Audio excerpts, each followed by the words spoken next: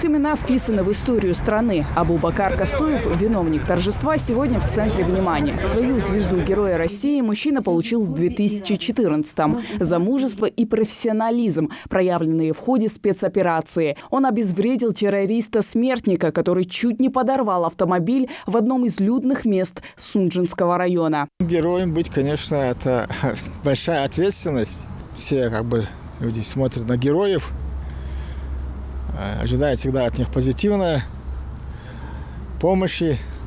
На мемориале памяти и славы чтут память погибших и чествуют живых. Здесь представители общественных и молодежных организаций, депутаты Народного собрания. Кто помнит, у того есть будущее. Такие мероприятия не дают забыть о подвигах, где ценой было собственное здоровье, а в некоторых случаях даже жизнь.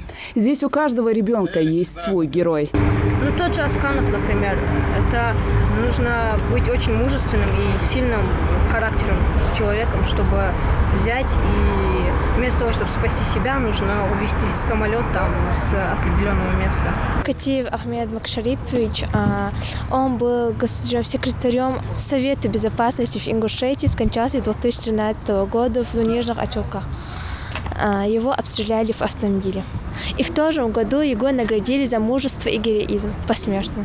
День героев традиционно празднуют 9 декабря. Праздник отдает дань удостоившимся самых почетных наград: званий Героев Советского Союза, Российской Федерации, Ордена Святого Георгия и Ордена Славы. Сегодня вместе со всей страной склоняем голову перед людьми, которые являются сегодня примером для всех нас.